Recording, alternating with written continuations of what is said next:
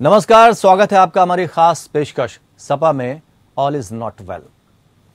CM Yogi Adityanath से सपा के राष्ट्रीय महासचिव रामगोपाल यादव की मुलाकात ने पिछले 2 दिन से यूपी का सियासी पारा चढ़ा दिया। इसे लेकर सुभाषपा चीफ ओम प्रकाश राजभर और प्रसपा मुखिया शिवपाल सिंह यादव लगातार अखिलेश यादव पर हमले बोल रहे हैं, तो वहीं अब मुलायम सिंह यादव की बहू अपर्णा यादव ने भी रामगोपाल यादव पर निशाना साधते हुए कहा कि यूपी में कानून का राज है और न्याय व्यवस्था सभी के लिए बराबर है। उधर इस मुलाकात के बाद अखिलेश के करीबी उदयवीर सिंह द्वारा आजम खां पर दिए गए बयान पर उनके बेटे अब्दुल्ला आजम खान आग बबूला हो गए। उन्होंने ट्वीट कर कहा है कि बात पिता आजम खां तक ना जाए वरना दूर तलक जाएगी। अपर्णा ने बुधवार को कहा कि प्रदेश में अपराधियों के खिलाफ कड़ी कार्रवाई के कारण ही मुख्यमंत्री योगी आदित्यनाथ को बुलडोजर बाबा के नाम से जाना जाने लगा है। उनके बुलडोजर मॉडल की तारीफ देश दुनिया में हो रही है। मुख्यमंत्री से कोई भी मुलाकात कर सकता है, वो प्रदेश के मुखिया हैं। रामगोपाल यादव के पत्र का जिक्र करते हुए कहा कि इसमें केवल 2 लोगों का नाम शामिल किया गया है। सपा की ओर से जिस प्रकार से सरकार पर अल्पसंख्यकों के खिलाफ कार्रवाई का आरोप लगाया जा रहा था, उनके मौलिक अधिकारों के हनन की बात हो रही है, ये सरासर गलत है। उन्होंने कहा कि दुनिया भर में एक अलग माहौल बनाने की कोशिश की जा रही है, उसका सच अब सामने आ गया है। वहीं मंगलवार को उप मुख्यमंत्री ब्रजेश पाठक ने भी इस पर तंज कसते हुए कहा कि समाजवादी पार्टी हमेशा अपराधियों की पैरवी करती रही है। सरकार किसी भी अपराधी बदमाश के खिलाफ नरमी नहीं बरतने वाली। जो अपराध करेगा उसके खिलाफ सरकार कार्रवाई करेगी। सपा नेता रामगोपाल यादव की मुख्यमंत्री योगी आदित्यनाथ से मुलाकात के चलते समाजवादी पार्टी में भी जमकर रार हो गई है। दरअसल सपा अध्यक्ष अखिलेश यादव के करीबी उदयवीर सिंह ने शिवपाल यादव द्वारा रामगोपाल यादव की मुख्यमंत्री से मुलाकात में मुस्लिमों का मुद्दा न उठाए जाने के मसले पर बुधवार को आजम खां पर तंज किया था। उन्होंने कहा कि आजम खां के लिए सपा ने लड़ाई लड़ी। दरअसल ये बयान शिवपाल के उस ट्वीट के जवाब में था जिसमें शिवपाल ने रामगोपाल पर निशाना साधा था। उन्होंने कहा था कि मुख्यमंत्री से मुलाकात के दौरान मुस्लिम नेताओं का मुद्दा क्यों नहीं उठाया। रामगोपाल यादव ने मुख्यमंत्री से मुलाकात कर एटा के अलीगंज से पूर्व विधायक रामेश्वर सिंह यादव और उनके परिवार के खिलाफ लगातार हो रही कार्रवाई का मामला उठाया था। उनकी मुलाकात के बाद सबसे पहले प्रसपा मुखिया ने शिवपाल ने यह मामला उठाया। तो वास्तव में सपा में ऑल इज नॉट वेल है या सिर्फ रामेश्वर सिंह यादव के चक्कर में मुलाकात करने पहुंचे रामगोपाल यादव? तमाम सवाल हैं, उन सवालों के जवाब हम तलाशने की कोशिश करेंगे कि आखिर असल हकीकत है क्या। बुलडोजर बाबा की कार्रवाई, अपर्णा बड़ी खुश नजर आ रही हैं और अपर्णा यादव ने जिस तरह से निशाना साधा है रामगोपाल यादव के ऊपर, उनका कहना है कि बुलडोजर बाबा का जो राज है उसमें कानून व्यवस्था बरकरार है। 2 खास मेहमान हमारे साथ जुड़े हुए हैं। आलोक वत्स भारतीय जनता पार्टी की तरफ से अपना पक्ष रखेंगे। प्रोफेसर भुवन भास्कर जोशी समाजवादी पार्टी से। आप दोनों का बहुत बहुत स्वागत करते हैं। भुवन जी, शुरुआत आपसे ही करना चाहेंगे क्योंकि मामला भी आपसे जुड़ा हुआ है। जिस तरह की चीजें समाजवादी पार्टी में चल रही हैं, रामगोपाल यादव की मुलाकात हो रही है, उसके बाद शिवपाल यादव तंज कस रहे हैं, क्या चल रहा है सपा में? देखिए, लोकतंत्र की खूबसूरती है जब एक पक्ष शासन में हो और दूसरा विरोधी पक्ष उससे मिले। और अगर दूसरा पक्ष उससे नहीं मिल पाता है तो निश्चित तौर पे लोकतंत्र का हनन हो जाता है जी। तो एक लोकतंत्र में मुलाकातें पक्ष विपक्ष की होती रहनी चाहिए, इसमें कुछ भी गलत नहीं है। तो कम से कम ये तो आपने मान लिया, समाजवादी पार्टी कह रही थी कि भारतीय जनता पार्टी जो है लोकतंत्र की हत्या कर रही, तो अब आप ये मान चुके हैं कि लोकतंत्र अभी है? देखिए, मैं कहना चाहता हूँ आपके चैनल के माध्यम से, अगर विपक्ष पक्ष से ना मिले और अब जो समाज में घटनाएं घट रही है, प्रदेश में जो घटनाएं घट रही है, उनकी चिंता ना करे तो ये विपक्ष अपने दायित्व में निभा रहा। निश्चित तौर पे हमारे कार्यकर्ताओं का हनन हो रहा है भारतीय जनता पार्टी के शासनकाल में। उसी को लेकर राष्ट्रीय महासचिव और पार्टी के वरिष्ठ नेता माननीय रामगोपाल यादव जी ने माननीय योगी से मुलाकात करी थी। तो मुझे लगता है ये एक शिष्टाचार मुलाकात थी और उसके साथ साथ अपना जो विषय है, अपने कार्यकर्ताओं के जो हनन है हो रहा है, उस पर उन्होंने कहा कि न्यायिक जांच हो और सही कार्रवाई हो। इतना कहना कोई गलत भी नहीं है। लेकिन पार्टी के साथ साथ परिवार की तरफ से भी लोग बटे हुए नजर आ रहे हैं। अपर्णा यादव यहाँ निशाना साध रही हैं कि बुलडोजर बाबा के राज में सब कुछ बढ़िया चल रहा है।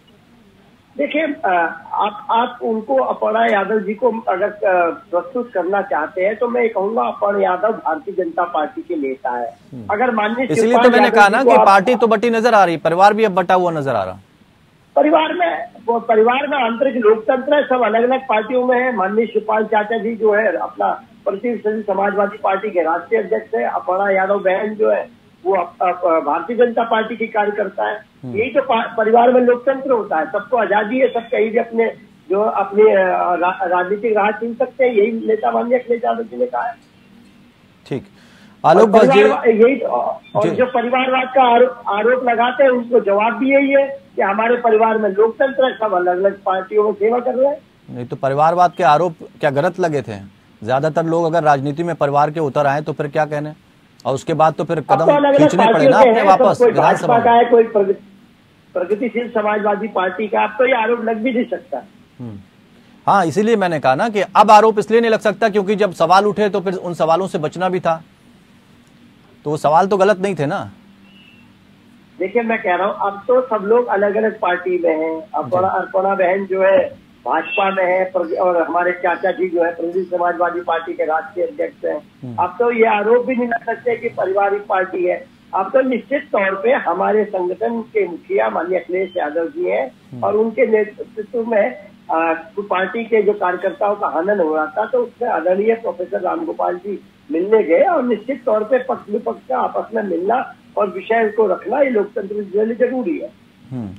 आलोक बस जी क्या कहना चाहेंगे? चलिए, कम से कम ये तो मान ही लिया भास्कर जोशी जी ने लोकतंत्र कायम है भारतीय जनता पार्टी में, लेकिन जो मुलाकात रही उसको किस तरह से देखा जाए?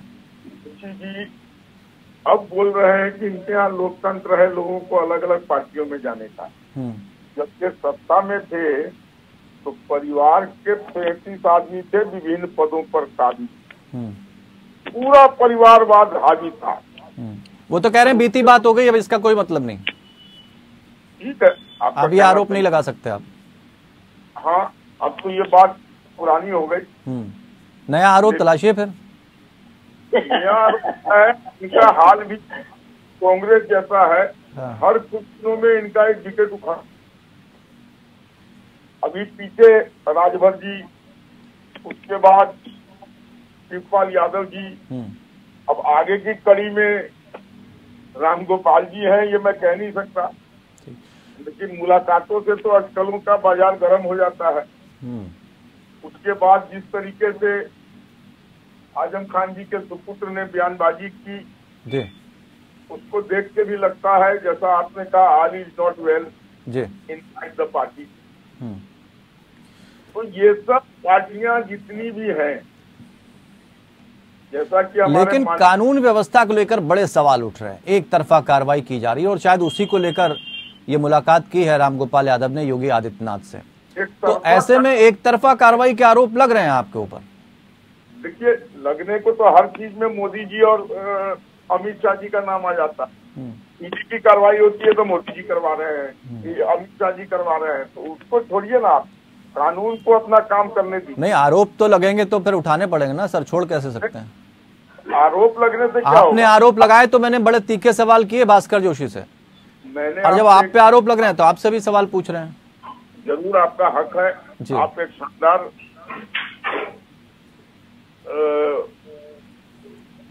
व्यक्ति है जो अच्छे सवाल, तीखी सवाल पूछते हैं। हाँ, मैं कल भास्कर जोशी जी आरोप ना लगा दें कि आप भी बीजेपी की तरफ हो गए, इसलिए मैं सवाल कर लेता हूँ।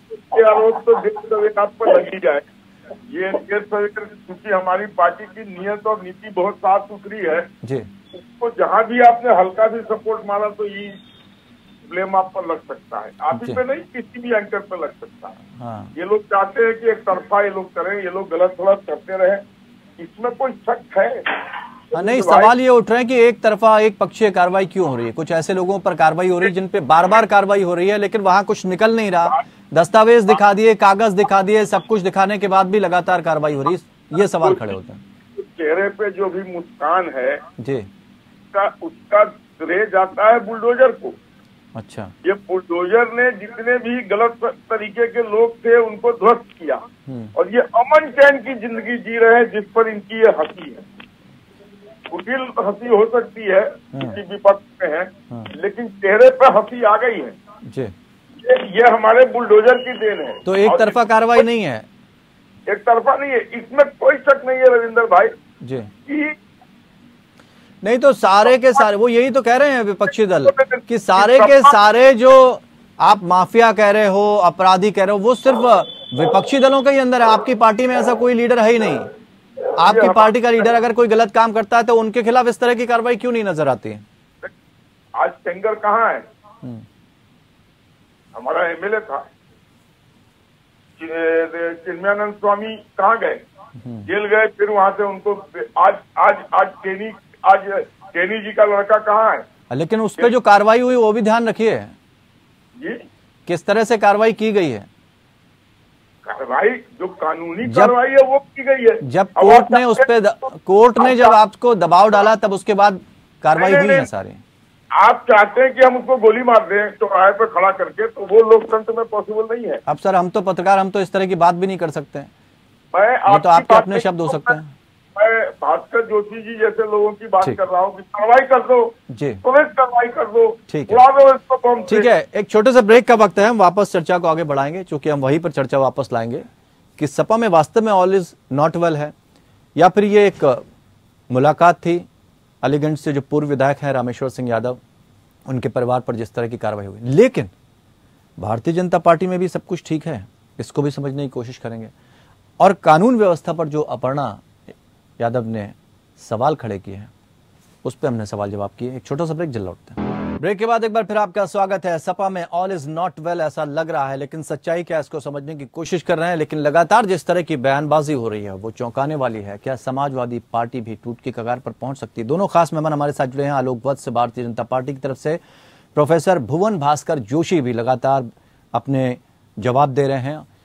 यहां पर बात भुवन जी फिर से समझना चाहेंगे, कितना सहमत हैं आप आलोक वत्स जी के बातों से? क्योंकि बहुत बिल्कुल क्लियर कट बात करते हैं आलोक वत्स जी, कोई घुमाव फिराव वाली बातें नहीं है उनकी, बिल्कुल सीधी बात। मैं आपके चैनल के माध्यम से कहना चाहता हूँ, आज का जो शीर्षक है ये जो समाजवादी पार्टी पे है, ये मैं कहना चाहता हूँ भारतीय जनता पार्टी पे ये शीर्षक होगा। और वो क्यों होना चाहिए?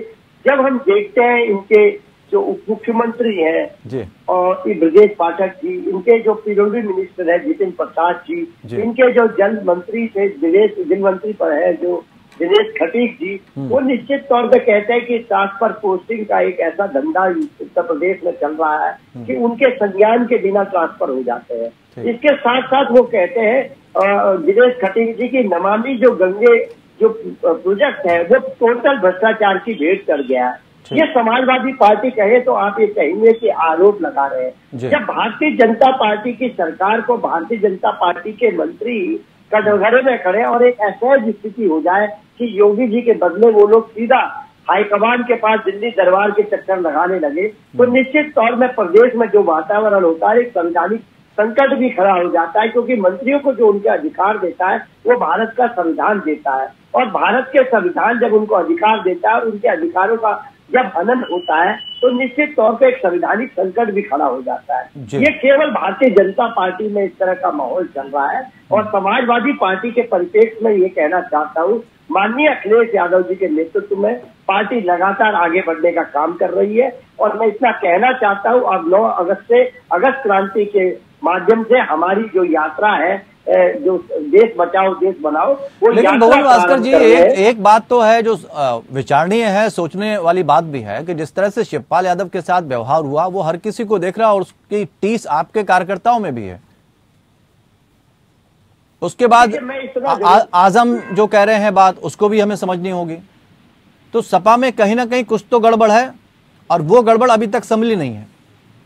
देखिए, मैं आपसे कहना चाहता हूँ, जब सत्ता आती है तो सत्ता के साथ सब लोग जुड़ जाते हैं, और जब संघर्ष का समय आता है तो वही मित्र वही लोग आपके साथ रह पाते हैं जो आप पे विश्वास करते हैं और जिनकी आपके प्रति सद्भावना होती है। पार्टी ने इस बीच में राष्ट्रीय अध्यक्ष अखिलेश यादव जी के नेतृत्व में पार्टी के अंदर जो विभीषण और धृतराज थे उनको पहचानने का काम करा और उनको रास्ता दिखाने का काम किया। तो माननीय अखिलेश यादव जी की जो सोच है वो सभी संगठन के लोगों का, और मैं कहूँगा विपक्ष का, और यहाँ और अपने जो सहयोगी है उनका बड़े मान सम्मान की परिपाटी हमारे नेता माननीय अखिलेश यादव जी है।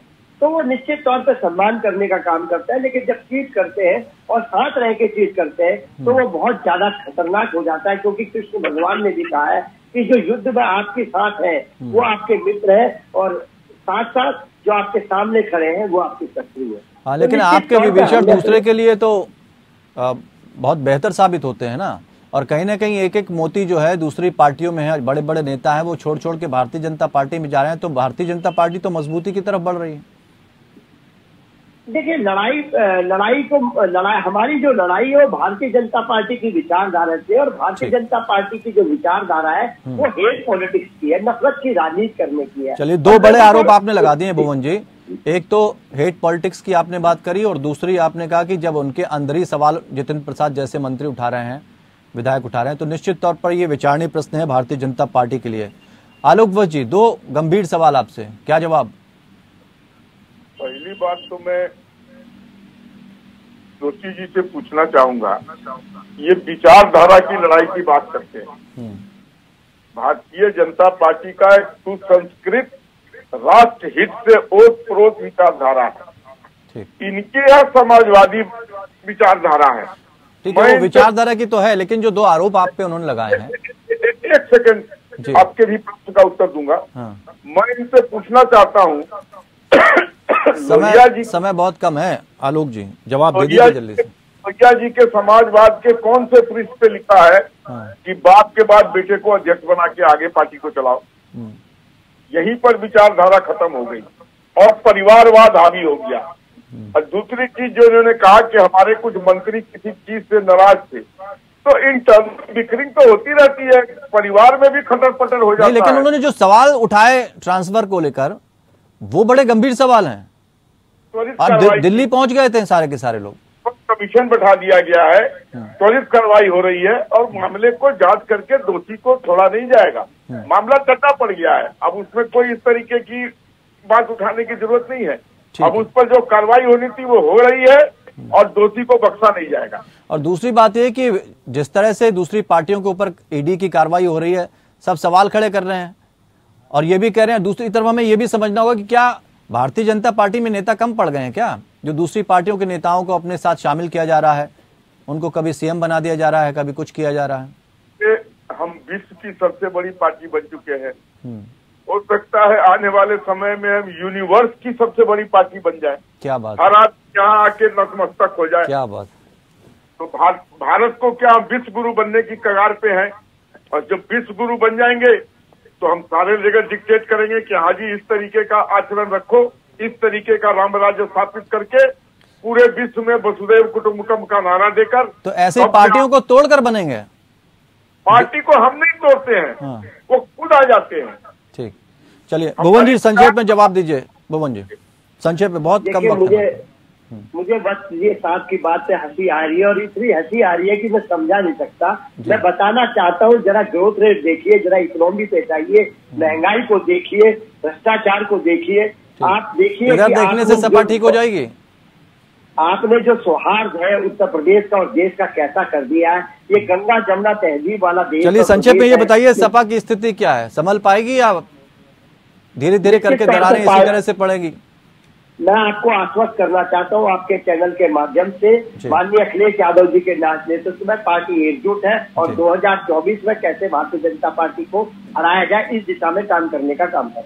चलिए, बहुत बहुत शुक्रिया आप दोनों खास मेहमानों का हमारे साथ इस चर्चा में शामिल होने के लिए। लेकिन सपने तो सपने हैं, हर कोई देखता है, हर पार्टी देखती है, दावे तो दावे हैं, हर पार्टी करती है।